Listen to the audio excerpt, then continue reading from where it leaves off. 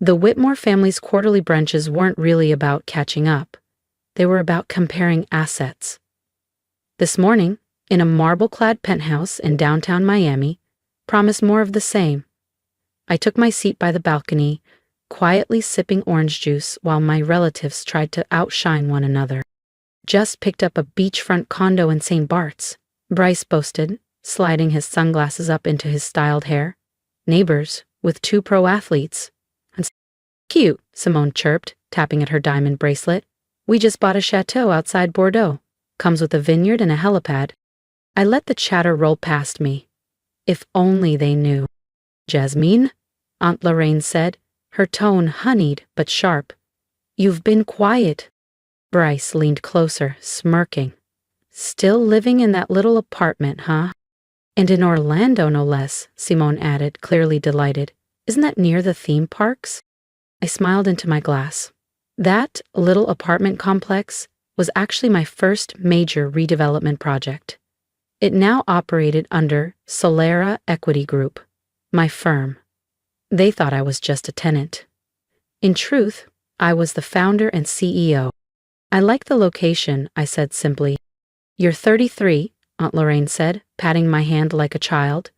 Time to think about building something real. Real? Try a $1,500 million 0-cent portfolio that included luxury towers, retail centers, and yes, Whitmore Plaza, the very building where this brunch was held. I'd acquired it 3 months ago, quietly, through a blind trust no one in this room could connect to me. I'm doing just fine, I replied, setting my glass down and folding my napkin.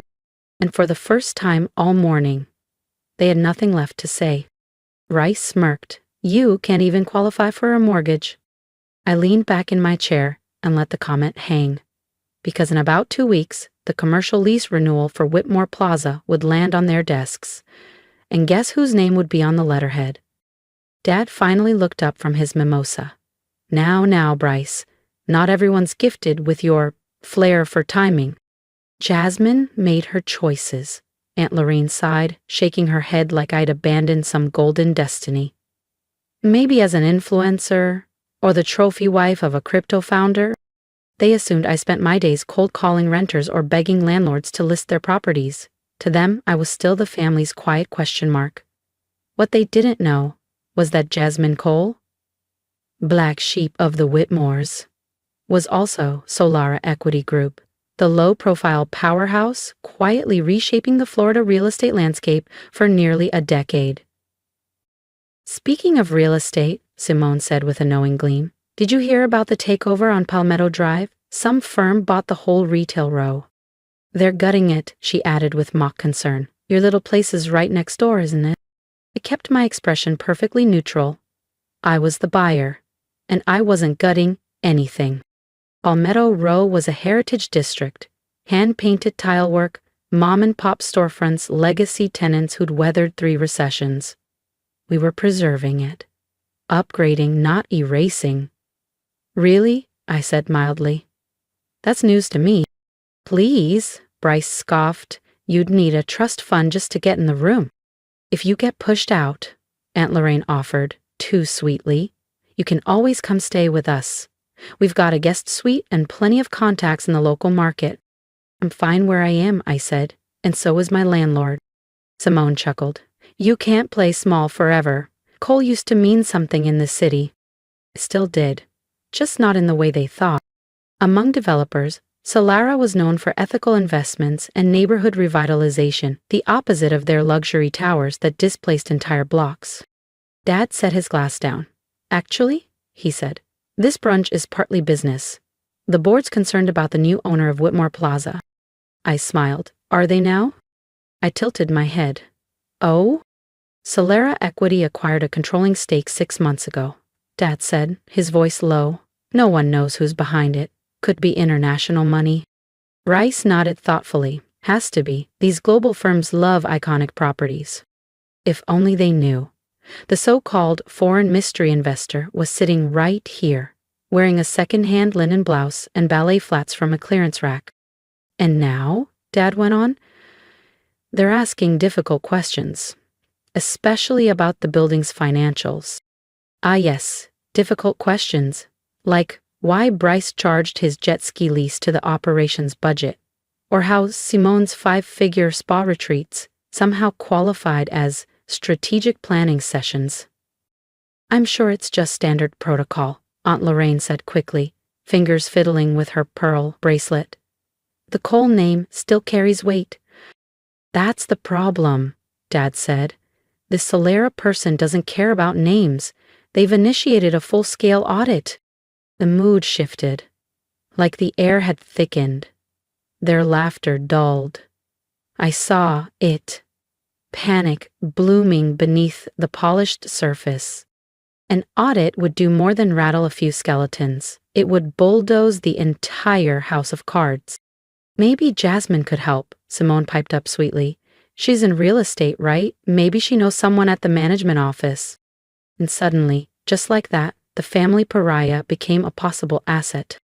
I mostly handle boutique properties, I replied, my tone easy. Nothing the scale of Whitmore Plaza. For God's sake, Bryce snapped. You can't lift a finger for your own family. Aunt Lorraine shot him a look, but no one else jumped in. Dad returned to scrolling on his phone, detached once more. They had no idea how involved I already was. Just not in the way they wanted. Tomorrow morning, Solera Equity would issue a formal statement. Effective immediately, Whitmore Plaza was under complete operational overhaul. No more backdoor budgets. No more sweetheart deals with relatives. No more treating a corporate asset like the family's personal slush fund. I glanced around the penthouse, art curated with building reserve funds. Velvet sectionals billed 3 times above cost. Fixtures installed by Simone's fiancé's firm with laughably padded invoices. Anyway, I said, standing and smoothing my linen blouse, some of us have early starts. Simone snorted. Off to tour more fixer-uppers in Little Havana? I slid my worn leather tote over my shoulder.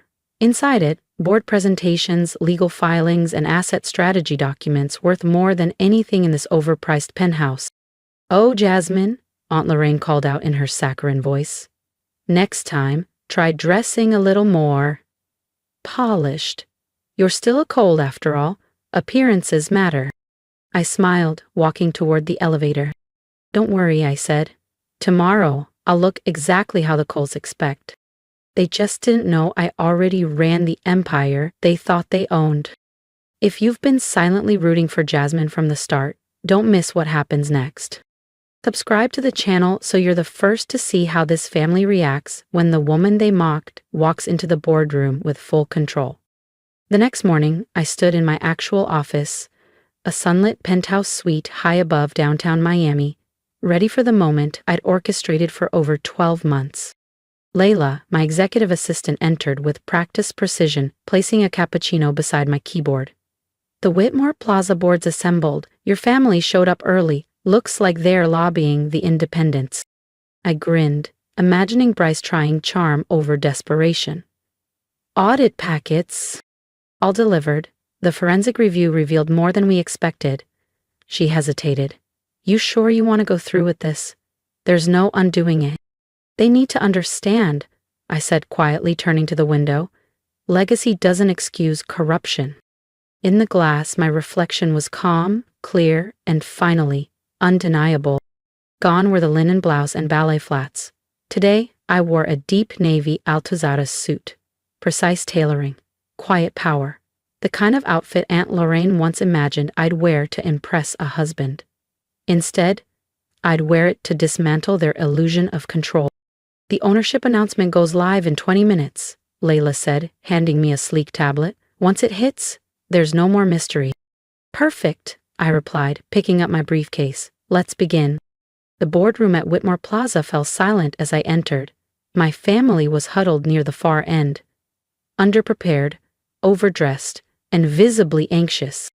Excuse me, this is a closed session, Bryce snapped. Who the hell are you? I calmly set my briefcase at the head of the table. Jasmine Cole, I said, founder and sole owner of Solera Equity. The firm that now owns this property, and several others, your family mishandled. Iran's face drained of color. Simone opened her mouth, but no words came. My father sat frozen, his hand tightening around a Mont Blanc pen. "Jasmine," he whispered. I gave a polite nod. "Good morning." I opened my case and began distributing thick audit folders. "Shall we take a look at your accounting?" "This is absurd," Bryce sputtered. "You're just—" "What?" I asked. "The underachiever? The one in discount shoes?" Simone blinked rapidly. "But you show rentals." "I work," I said. "And I built something real, quietly, ethically."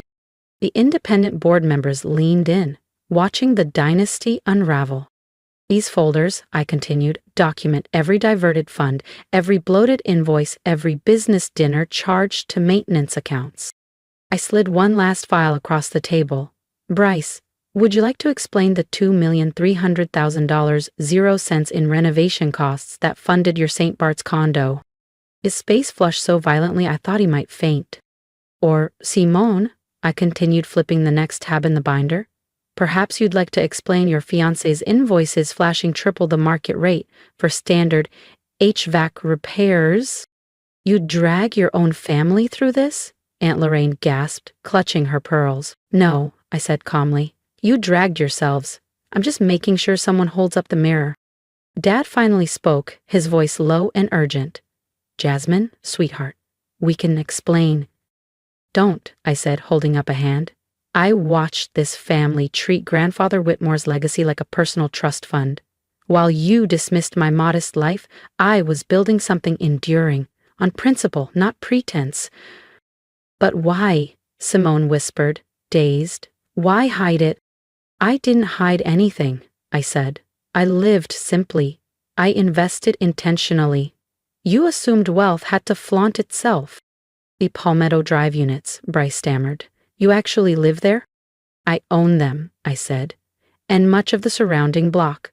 And no, I'm not demolishing it, because some of us believe success should serve people, not bulldoze them." Suddenly, a ripple of buzzing filled the boardroom. Phones vibrated. One of the independent directors looked up, eyes wide. Solera Equity confirms CEO's identity. Jasmine Cole, long-dismissed member of the Whitmore family, revealed as owner of $2 billion, 0 cents real estate portfolio. Lorraine fumbled with her screen. "Named among top ethical developers," she read aloud. "Affordable housing, heritage restoration." "This will destroy us," Simone murmured, color draining from her face. "No," I said. "This will protect you from yourselves." Effective immediately, Whitmore Plaza will operate with full transparency. No more backdoor contracts, no more budget gymnastics. "And if we don't agree?" Bryce tried to sound confident, but his hands shook. I leaned in slightly. "Then I'll deliver these findings to the IRS. And they're far less polite than I am." The room fell still. "What do you want?" Dad finally asked, his voice subdued. "I want you to remember what the Cole name stood for. Before all this," I said, locking eyes with each of them. "Grandfather Whitmore didn't build empires. He built communities." I gathered the audit folders with deliberate calm. "You have a choice. Work with me to rebuild that legacy," I said, voice steady, "or find another place to live. I hear there are charming efficiencies in Little Haiti." I turned toward the door. "Jasmine, wait." Dad's voice halted me. "Feel I was wrong about you." I paused, then nodded. "Yes, you were." The days that followed felt like something out of a prestige drama. Headlines flooded every feed. Miami heiress exposes family empire in stunning corporate coup. Aunt Lorraine stepped down from every civic committee she chaired. Her public image couldn't weather the fallout. Simone's fiancé's contracting business shuttered within a month of the audit findings. But not all of it was sour. Bryce, facing accountability for the first time in his life, enrolled in a certificate program in urban development at Florida International University. Simone began volunteering at a women's transitional shelter in Overtown. She told me it gave her more fulfillment than her gallery launches ever had. He asked to shadow my next investment pitch. Not as the patriarch reclaiming his throne, but as a learner. For the first time, he truly wanted to understand what I had built. 6 months later, I sat in my Palmetto Drive apartment, yes, I kept it, reviewing our new quarterly performance. Whitmore Plaza was thriving, occupancy was steady, vendors were paid on time, and local businesses were making real gains. A soft knock pulled me back. I opened the door to find my mother. She wore jeans. No pearls, no heels. The simplicity threw me. "I got your invitation," she said, holding up the card. "The courtyard holiday party," I replied. "Not really your thing."